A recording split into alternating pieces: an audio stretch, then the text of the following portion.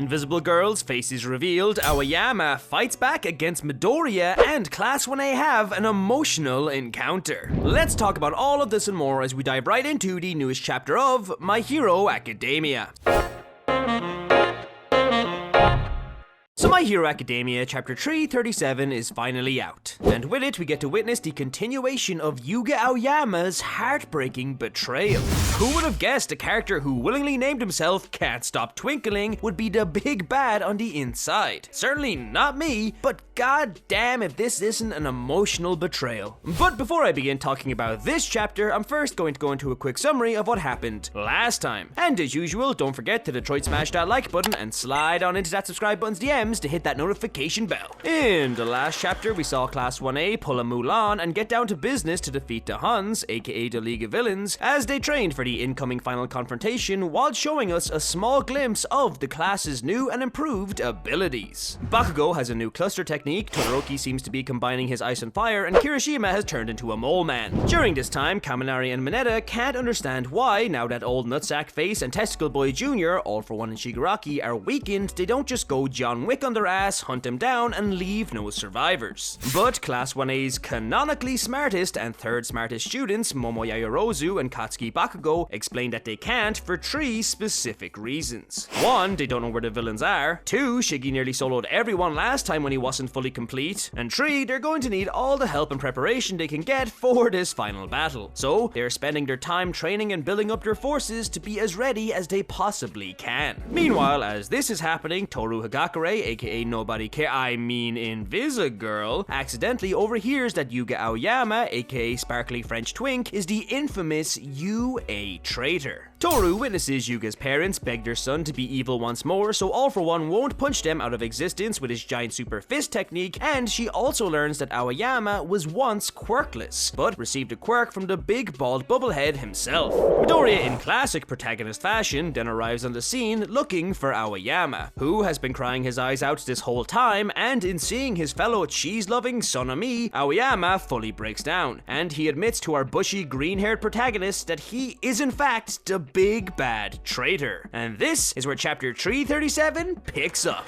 This chapter opens up with the villain's perspective of the previous chapter, with Dabi saying that if the other students find out about the UA traitor, it will be bad for the villains. But All For One simply replies to these worries, saying that no, it won't, and he compares Aoyama and his family to a $5 lighter. If Aoyama and his parents succeed, then that's great, and if not, it's on to the next plan. All For One clarifies that to the villains, Aoyama and his family are nothing more than disposable tools. Following this, the story then cuts to where the last chapter left off, back into the UA forest, where we see Aoyama's parents are trying to carry their son, wanting to take him away from this place. As this is happening, Aoyama just continues to cry, as he thinks about how his parents must have been even sadder than he himself for not having a quirk, and that's why they listened to and believed in all of those rumors. It's at this time where we see a black panel showing 2 people talking, with one of them saying, "It seems like there's a guy who is able to give quirks to other people." Unfortunately for Aoyama, the quirk he received was not compatible with his body, but his parents still did their very best to provide equipment that would help him use it. And with this equipment, Yuga was excited to finally start pursuing his own dream. But it was also around this time that All For One started to give orders. And we get to see all of these orders, with All For One's first order being for Aoyama to join UA, as he knew All Might was going to be a teacher. He then asked to be informed when the class would be isolated from the rest of the school, which led to the USJ incident, then the location of the school's training camp, which led to the training camp attack, and we also learn of his most recent order, which is, now that Izuku Midoriya has returned to UA, make him act on his own again.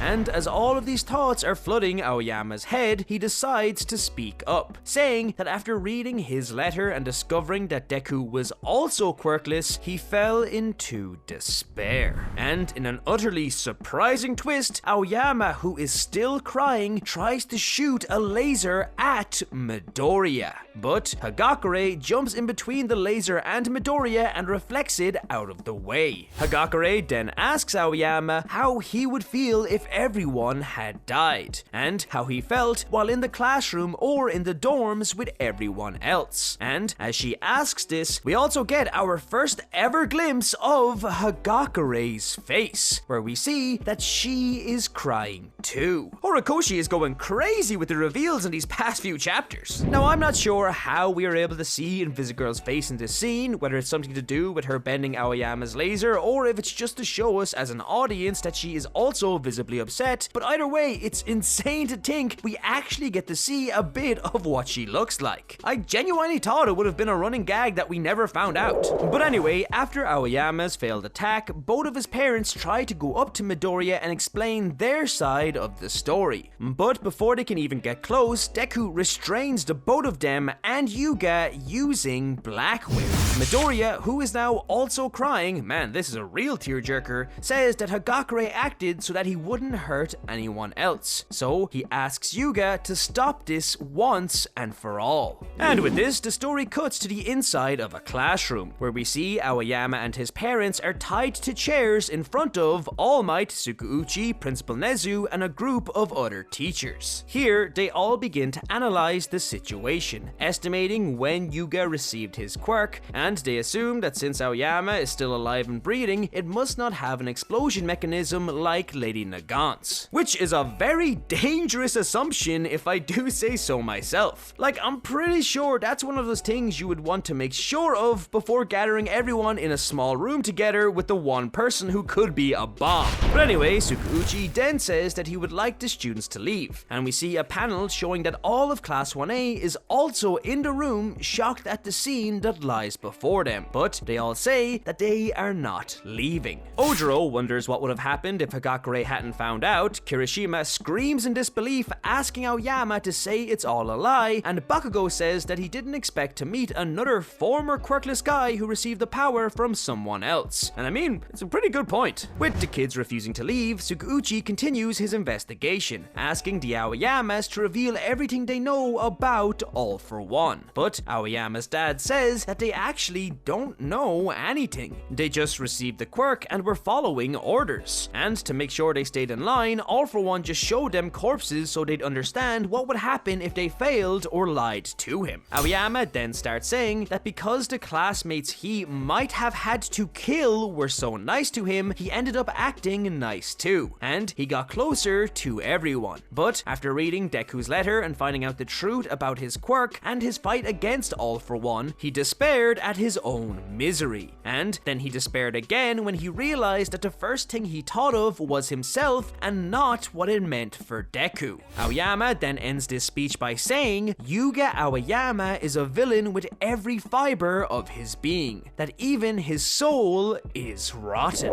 In response to this, Deku shouts that if this was really the case, he wouldn't have tried to save Tokoyami and Bakugo at the training camp. He also wouldn't have written that message with the cheese, which Deku admits was actually an SOS call that he himself didn't realize at the time. Midoriya goes on to say that Aoyama is not crying now because he failed to obey All for One, but rather because he does not want to betray his friends. Izuku continues, saying that he met a hero who, even though she had her heart used by All for One, did not give up on helping other heroes to reach their goal, clarifying no one should be called a villain for the rest of their life over a single crime. And with this, chapter 337 comes to an end, as a teary-eyed Deku holds out his hand to a crying Aoyama, begging him to take it, exclaiming, "You can still become a hero." Overall, this was another fantastic chapter, and a lot actually happened in it. We got a glimpse of Toru Hagakure's face, which is something I never thought would happen. Aoyama actually fought back against Midoriya, even if it was essentially another plea for help and he was overwhelmed with emotions with absolutely no idea how to respond to them. It still happened, and not only was Aoyama's traitorous ways brought out into the limelight for everyone to see, but he also openly admitted that before he got to know everyone, he was prepared to kill anyone one of his fellow classmates for his family's safety. Now, I don't know about you, but that's a pretty fucking big deal if you ask me.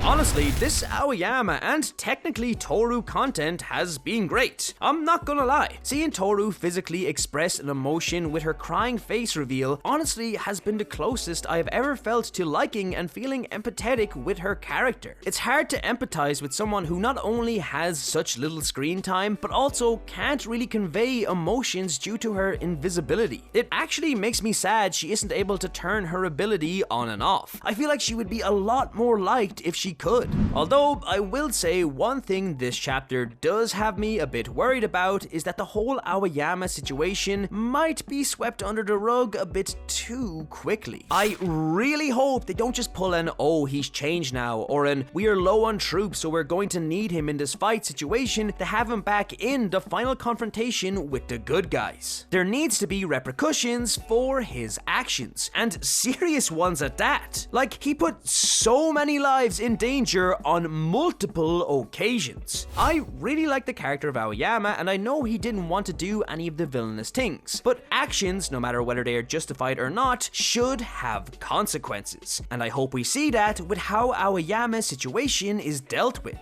They don't need to arrest him, but have him under constant watch from the teachers and isolate him from fellow students or something. But let me know what you think of this chapter. If you like this video, don't forget to leave a like and comment what you think is going to happen next. For more My Hero content, subscribe to the Lunchtime Crew. Thank you so much for watching, and I'll see you in the next video. Plus Ultra.